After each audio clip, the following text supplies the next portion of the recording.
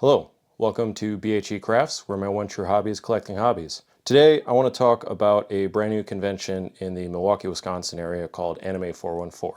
It was held this last August. It was the first year that they held their convention, and as such, I wanted to do a review of it so that people for next year, when it comes around, have something to look at and kind of make their decision on if they want to go and how many of the days they want to go. So let's get into it.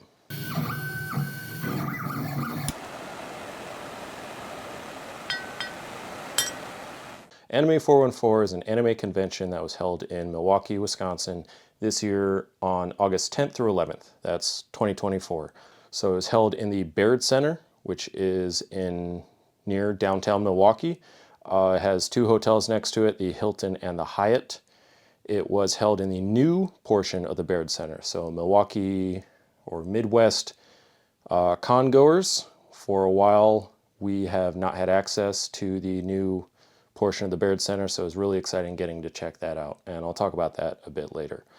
Anime414 is primarily driven by the voice actors. There were kind of the standard other stuff, vendors, there was cosplay that happened, food vendors, things like that, but the primary draw was the voice actors that they had. And I'll talk a bit about the selection that they did have. So Anime414 is part of kind of a chain of conventions apparently. So they previously have done, it's called Riverwalk Anime, which is in San Antonio, Texas, and then Anime405 in Oklahoma City, Oklahoma. So I have not been to any of those. I haven't talked to anyone that's been to them. I think leading up to this con, I did look at Anime405's social media and their webpage. Seemed kind of basically be the same thing, heavy emphasis on voice actors. I actually didn't see anything other than voice actors and vendors. So Anime414 did have a cosplay contest. As far as I could see, Anime405 did not. So I don't know if they're just kind of starting to expand or maybe their social media just didn't include that. But this is essentially the third, as far as I can tell, kind of, I don't know if it would still be considered a chain, but under that same company umbrella, they have expanded to Milwaukee. My review is going to be based on my experiences as a cosplayer and a photographer. For this particular con, I brought my Halo Mjolnir Mark IV armor, which I'll show some pictures of. The primary reason for that is because one of the voice actors was Steve Downes, which is the voice actor of Master Chief, and I wasn't going to pass up that opportunity. I'm also a photographer, so I do cosplay photography under BHE Photos. So there were opportunities for both of those. I am not really like a Funko Pop collector. I don't particularly go to panels. I didn't actually make it to any of the panels that were there, so my discussions on that will be limited, but I do feel like there is some value for photographers and cosplayers, which I'll talk about in a bit, but that's how my review is going to be based. Let's start off by talking about location. Anime414 is held at the Baird Convention Center near downtown Milwaukee. The Baird Center is fairly sizable convention center, convention hall. Anime414 is definitely not able to utilize the full size of it.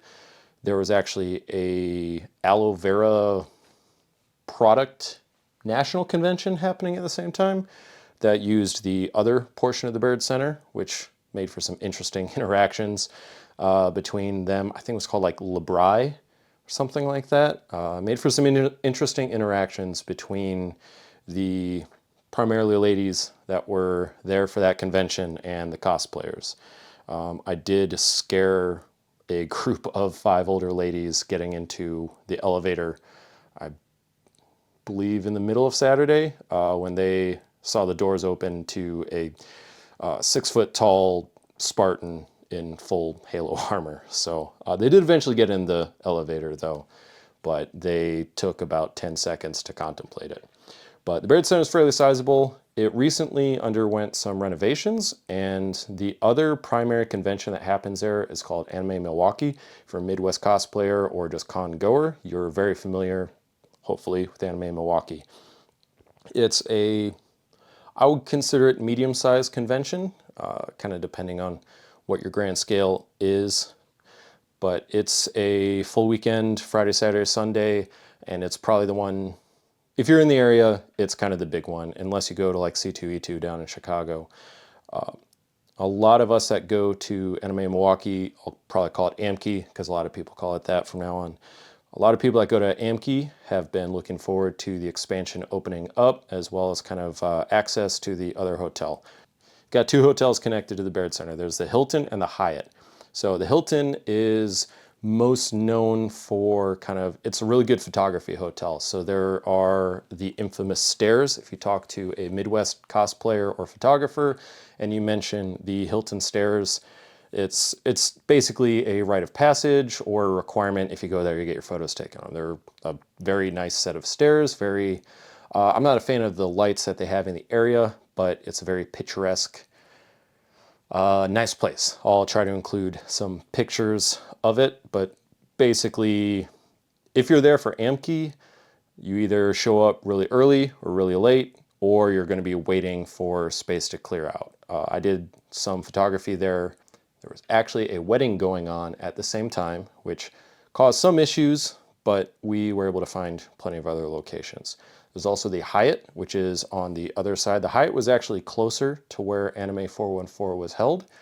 So if I was going to attend and get a hotel room, but I wasn't interested in any of the photography in the Hilton, the Hyatt is going to be a much shorter walk, especially if you happen to be, say, wearing a bunch of Halo armor. That is very clanky and not ergonomic. Then the Hyatt would definitely be the better hotel to stay in. I haven't actually been in the Hyatt yet. I have heard that it used to be kind of the main hotel for AMKI, so we'll see what happens depending on what AMKI does for the new expansion space. All right, so let's talk about what there was to do, what there was available if you chose to attend. So just like any other convention, they had a fairly decent vendor hall. It's kind of very standard selection. You had your foam swords and guns and other props. You had a lot of prop vendors. You had Funko Pops. There was a 3D scanning company that was there. I think it was called like Shrink or something like that. I'll try to include further information when I edit this.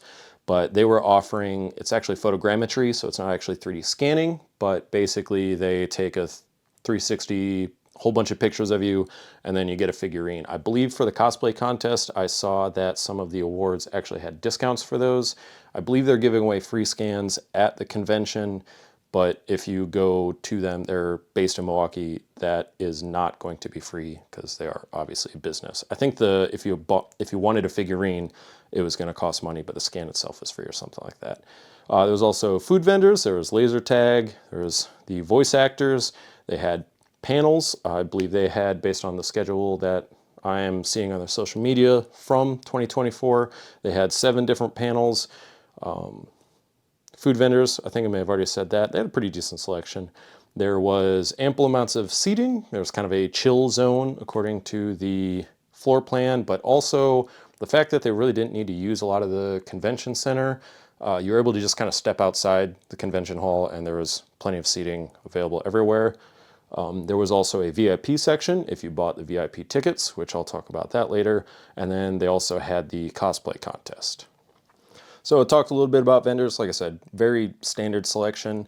If you are from the Wisconsin con-going area, I would compare it pretty similar to KitsuneCon, which is held in Green Bay. Maybe, so they had a lot of floor space, which was nice. So whereas a lot of other conventions, the vendor hall is very crowded. You're kind of shoulder to shoulder squeezing through, especially for any of the artist alley stuff. This one, there was so much space. Actually, instead of where normally I'll walk just down an aisle and look to the right and left, for this one to check out vendors, I actually would walk on the right side, flip around, and then come back on the other side. So that was really nice. If Anime414 grows, there's plenty of space in that particular room that they used. There's a lot of unused space, so they definitely have room to grow. I'm always in favor of more conventions and more options, so hopefully they do grow. But pretty standard selection. I didn't really see anything super unique. I also don't really feel like there was anything missing. It had basically all the usual go-tos. They also had laser tag available. I don't remember what the company name was, but they did have a whole section set up for that.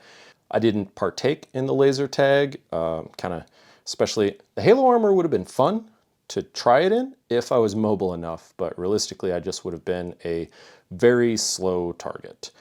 But it sounded like it was a decent time. I did see at least one review on YouTube or a vlog of someone that did it, and he said that he enjoyed it quite a bit. It seemed like they were running it pretty smoothly. I didn't see much going on early in the day, so I feel like maybe they didn't open till later, but they were using like a megaphone or speaker system or something to communicate. You could hear it from other parts of the convention hall. Sounded like it was a pretty good time. It's not really my kind of thing personally, but it was an option. I don't think I've really seen that at too many other cons, so it's kind of a unique thing, especially in depending on what cosplay you're wearing. If you choose to cosplay, it could add for an interesting addition. The one guy that did the vlog, he said they let him record when they're doing it, so could make for some cool action shots.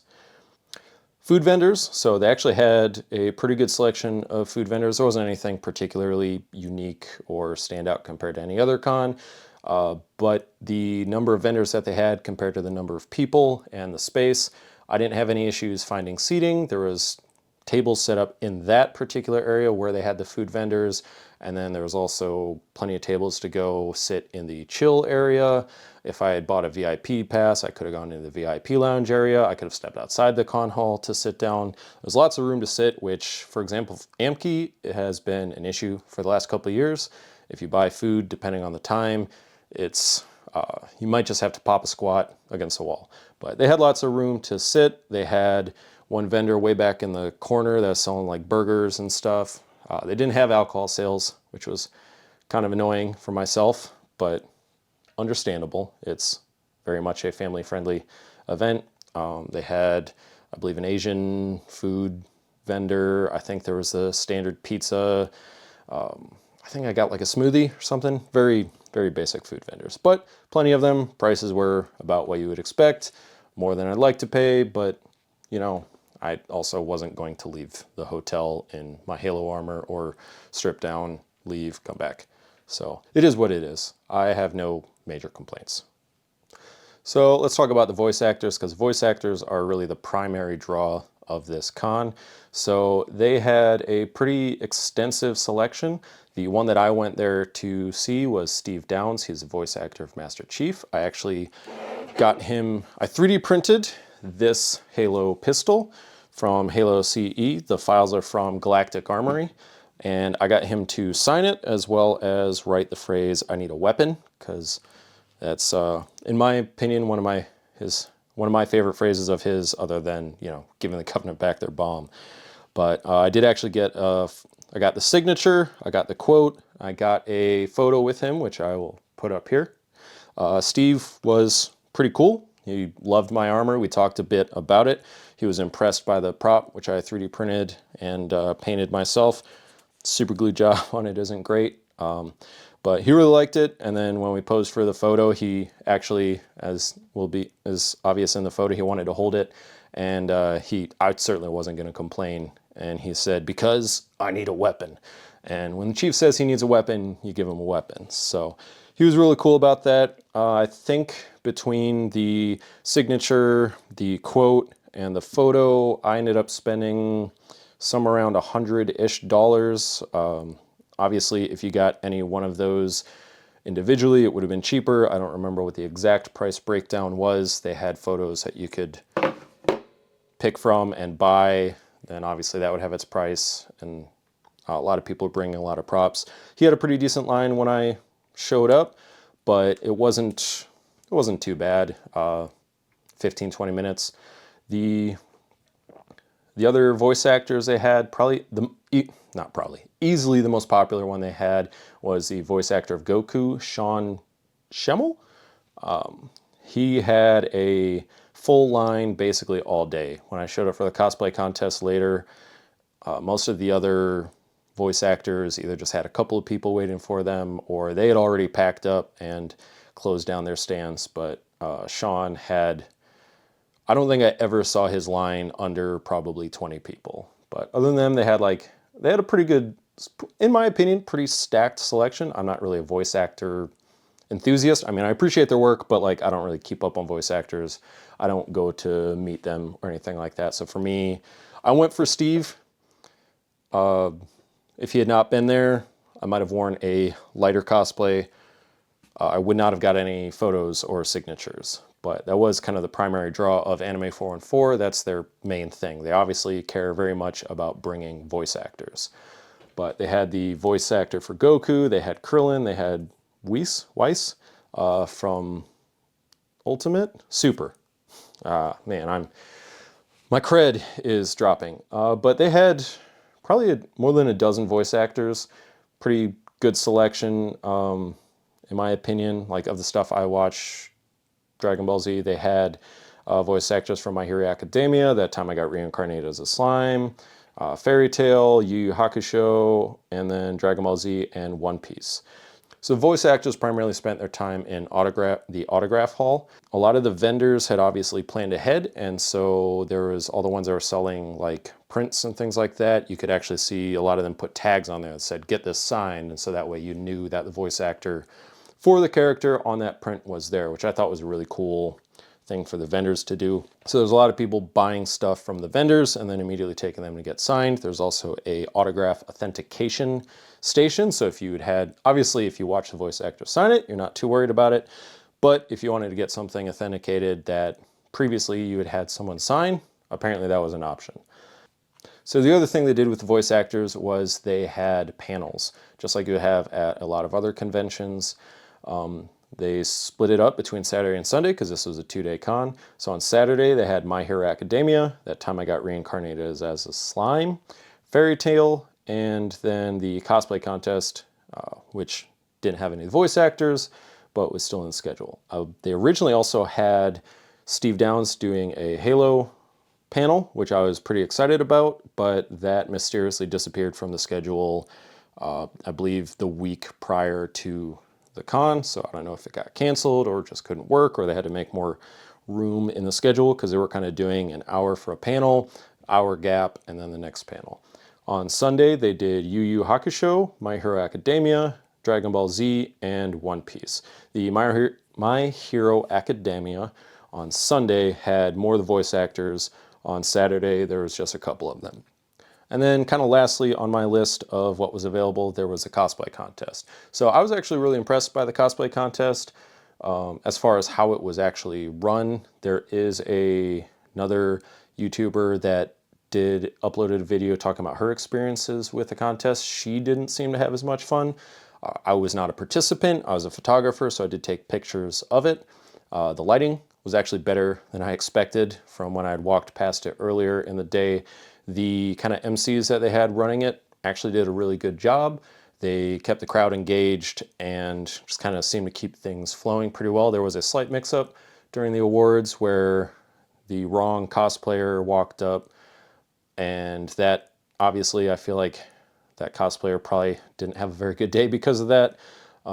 Mistakes do happen. One of the big things with the cosplay contest is they really didn't advertise it until... So the first social media post they have about the signups is July 17th, which is just under a month before the con. So didn't really give a whole lot of time. I believe that they mentioned that there would be a cosplay contest earlier than that, but they really didn't talk about it. And I don't recall if it was on their website until pretty close. In my opinion, it seemed more of an afterthought, but they did do a pretty good job with the contest, I feel. The judges kept things going pretty well. There was a pretty decent range of cosplay participants. It did seem like they probably could have organized it a bit better in terms of the flow. They kind of were just like, hey, if you're in the contest, come stand back here. But I mean, especially one of the things to kind of remember about this whole thing is that this was their first year.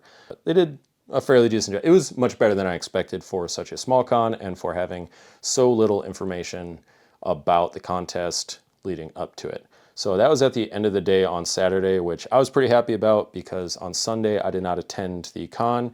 I went to RenCon at the Bristol Ren Fair, so I was only able to do the one day. Also for the awards, I don't have a list of what the actual awards were, But one of the cosplayer that talked about her experiences in the contest, she showed off, I believe she got a judge's award, and it was like 10% off for the 360 miniature figurine thing, which I don't know if there was more than that.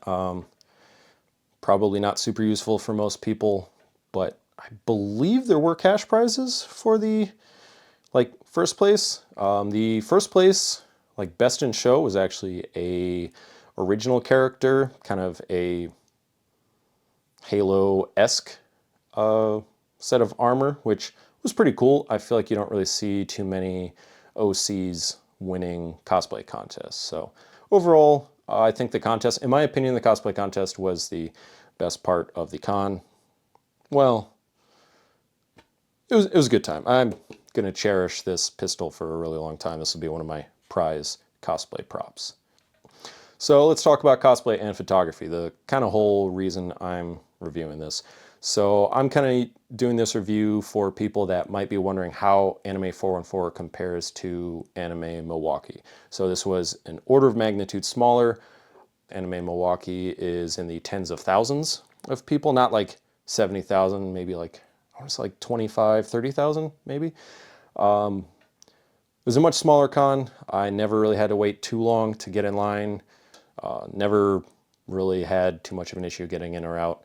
Other than that, some of their signage was confusing. They were trying to, for the exit, send people way down to the end of the convention hall through a door, which at the start of the day was open, and then later on it was closed, and people were just kind of going in and out through the entrance, which honestly it was a big entrance. It's not like a set of doors. It's a big, wide opening. For cosplay, I'd say kind of a standard percentage of con goers were in cosplay, so maybe 25-30%. I feel like my Halo armor was probably the physically largest that I saw. Like there weren't any people walking around on stilts or anything like that. There weren't any Warhammer 40K Space Marines rolling around, but there was still pretty decent selection. Like I said, the cosplay contest had some really cool cosplays. There weren't really any cosplay events other than the contest. There weren't any meetups that I saw. There wasn't really any extra social media. Like Amkey has other groups and Discords and things like that where a lot of people organize meetups and do photos, things like that. Wasn't really anything like that. The smaller con in Wisconsin, ChizuCon, held in Madison, does have a few meetups that are scheduled. So that one's like 200-ish people, maybe 250, and they do meetups. Have like 4 to 6 people per meetup. So Anime414 could do it. They'll have to kind of up their social media reach as opposed to, I feel like their social media was mostly talking to interested people as opposed to engaging, but it's kind of up to them if they want to do it. So cosplay, go if you want. Still had a decent number of people that wanted to take photos with me with my Halo armor, because I mean, it's pretty cool, it's Halo armor. Photography, so like I said, there weren't any scheduled meetups. I would actually say one of the big advantages of this con, so other than the fact that this is kind of, compared to Amkey, which is in February, this one is in August, so it's kind of a good other side of the year during the warmer season. So if you have a cosplay that's too cold to be wearing around outside for Amkey, Anime414 could be a good warm weather time for that. Honestly, I spent the whole time inside anyways, so that wasn't really a big deal for me. It's pretty easy to get hotel rooms for Anime414, so if you are wanting to have that opportunity, one of the big things for photography is, like I said, access to the infamous stairs was really easy, other than the wedding that interrupted one of mine. There's also, they have it's called the Monarch Lounge in the Hilton. Yes, in the Hilton. I always get the two hotels mixed up. The Hilton has, it's called the Monarch Lounge, and it's this really kind of fancy little bar area, but they've got really nice bar. They've got a fireplace. They've got a piano. They've got these giant windows that let in just a ton of beautiful natural light. They've got other cool locations. They've got an outside gazebo, which is fun to take photos in.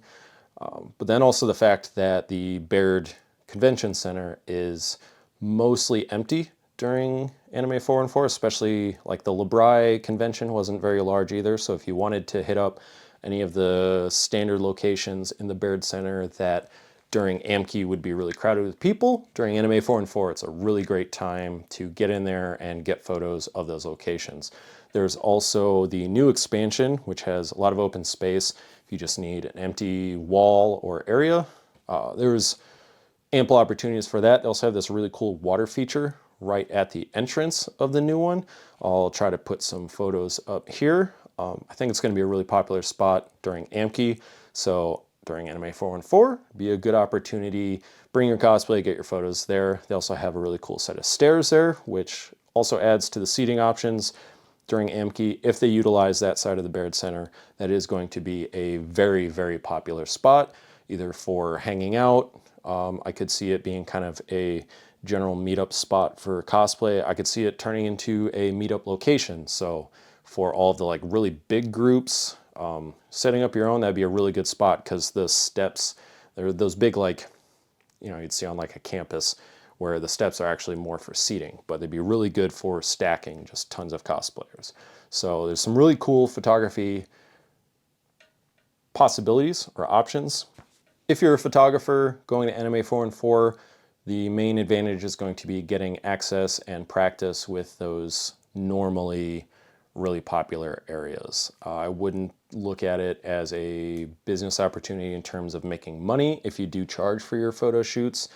It's not popular enough right now, or at least for this particular first one, to like, you're probably not gonna make a profit if you're staying anywhere. If you happen to be in Milwaukee, you show up, you don't need to buy a badge to get into the area. There weren't really any photography areas inside the convention hall. They did have a big Anime414 backdrop, which I will post up here.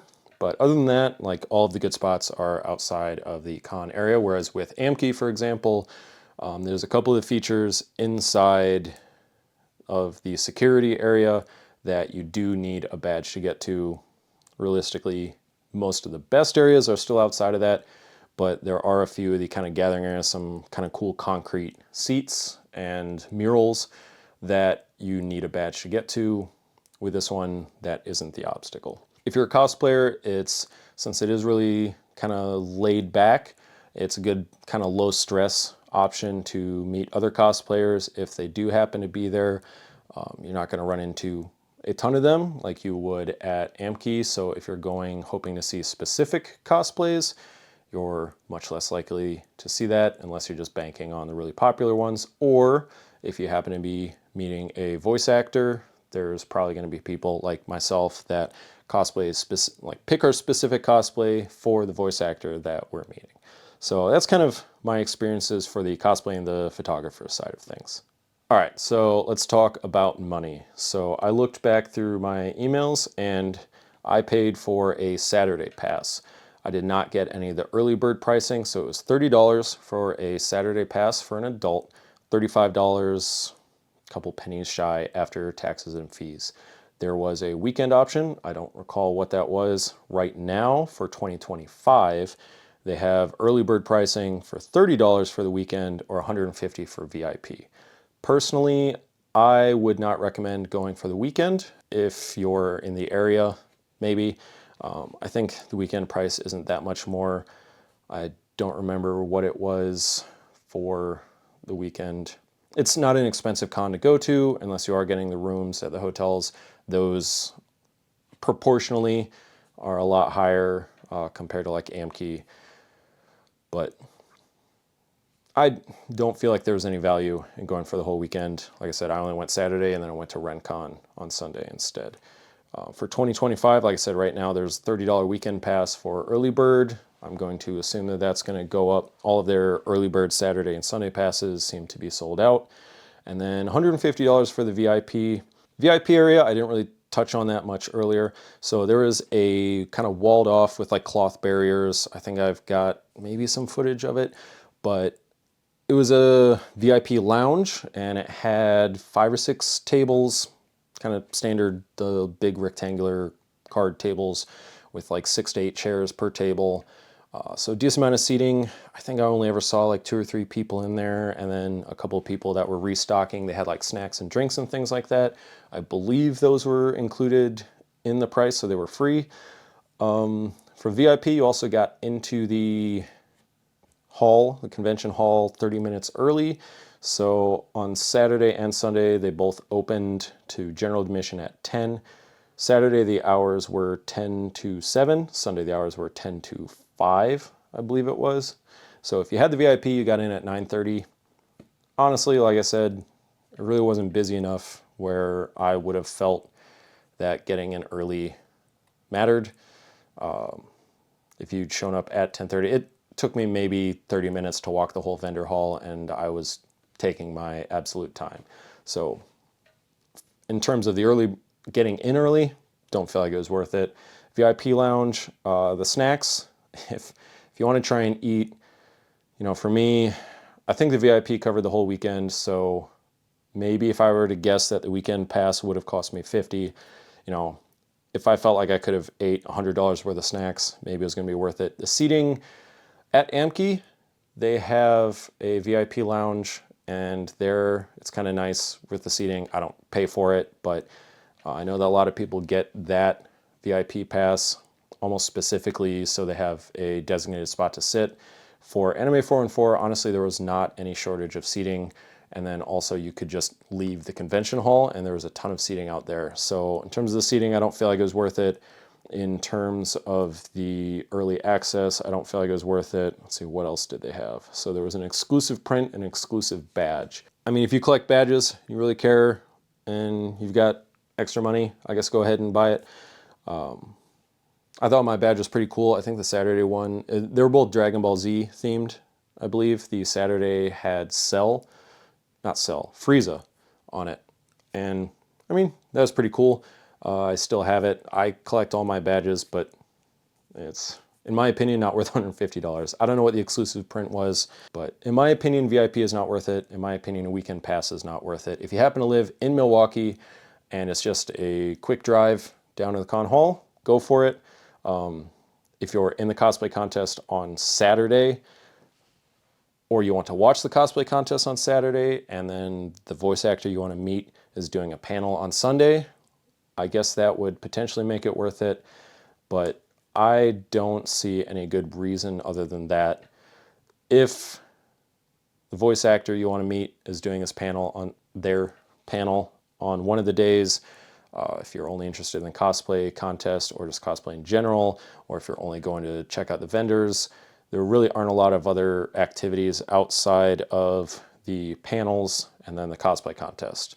So there wasn't any after hours, which for such a small con I wouldn't expect there to be, and especially since it's their first con, I wouldn't expect there to be, but there isn't really any draw, in my opinion, to staying the night and then doing a weekend pass. You've got plenty of time, 10 to 7 on Saturday or 10 to 5 on Sunday. 7 to 9 hours is not enough time for you to see everything there. I mean, get the weekend pass, I guess, but I could have shown up on a lunch break, got everything done that I needed to, and then been good for the day. So total size, by my count, looking at their social media, there is a little over a dozen, maybe 15 voice actors.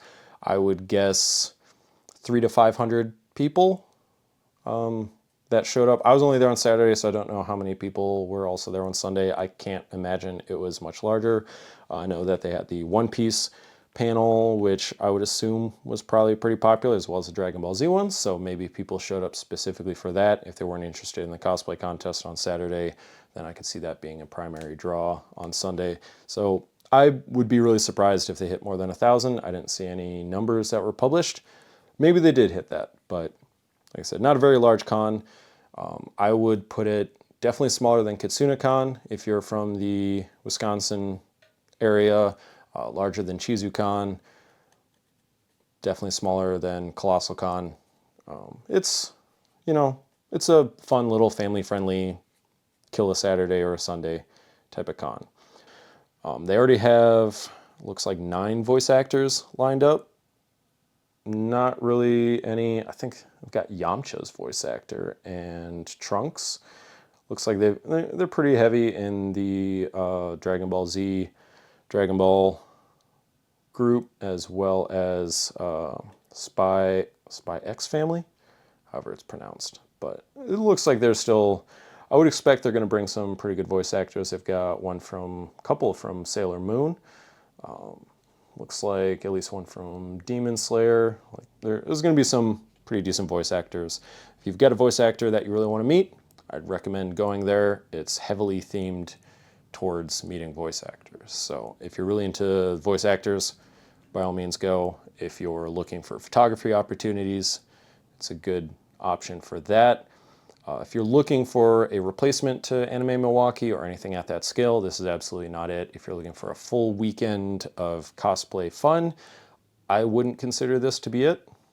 But going forward, I'd like to see them start to engage with the community more. I'd like to see maybe a Discord server set up if they choose that, so that way people can maybe start setting up and organizing meetups.